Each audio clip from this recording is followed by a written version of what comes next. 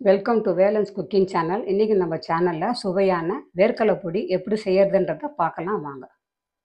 இந்த வேர்க்கடலை பொடி செய்யறதுக்கு கடாய் வச்சாச்சு. கடாய் சூடானு ஒரு டீஸ்பூன் எண்ணெய் ஊற்றிக்கலாம். இப்போ எண்ணெய் சூடாயிடுச்சு. நம்ம 10 காஞ்ச மிளகாய் போட்டு நல்லா வறுத்துக்கலாம். இந்த காஞ்ச மிளகா ஒரு மீடியம் ஃப்ளேம்லேயே வச்சு மொறுன்னு வறுத்துக்கோங்க. இப்போ காஞ்ச மிளகா நல்லா வறுப்பட்டாச்சு. இந்த சமயத்தில் நம்ம 1/2 கப்பு வேர்க்கடலை சேர்த்துக்கலாம்.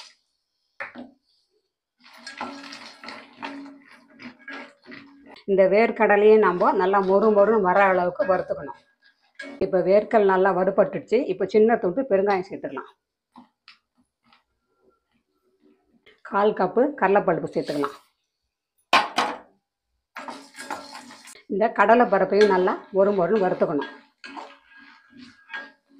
இப்போ கடலை பருப்பு நல்லா வறுப்பட்டாச்சு. இந்த சமயத்தை நம்ம கொஞ்சோண்டு கருவேப்பிலை சேர்த்துக்கலாம். இந்த கருவேப்பிலையை நல்லா 2 நிமிஷம் மொறுன்னு ஃப்ரை பண்ணிக்கோங்க. லாஸ்ட்டாக 5 பல்லு பூண்டு சேர்த்து நல்லா ஃப்ரை பண்ணிக்கோங்க.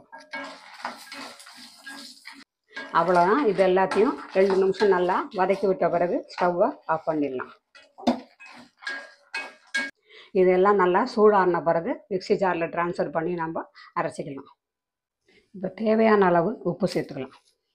இதை நம்ம மிக்ஸி ஜாரில் ட்ரான்ஸ்ஃபர் பண்ணியாச்சு. இதை கொரன்னு அரைச்சா வேர்க்கடலை பொடி தயாராகிடுச்சு. இந்த மாதிரி கொஞ்சம் கொரன்னு அரைச்சி எடுத்துக்கோங்க. அவ்வளோதான், சுவையான வேர்க்கடலை பொடி தயாராகிடுச்சு. இது இட்லி தோசை எல்லாத்துக்கும் ஒரு பக்காவான காம்பினேஷனாக இருக்கும். இந்த பொடியை நீங்கள் ஒரு ஏர்டைட் கண்டெய்னரில் போட்டிங்கன்னா ஒரு 15 நாள் வச்சு யூஸ் பண்ணலாம். இந்த வீடியோ பிடிச்சிருந்தா லைக் பண்ணுங்கள், ஷேர் பண்ணுங்கள், மறக்காமல் சப்ஸ்கிரைப் பண்ணுங்கள். தேங்க்யூ.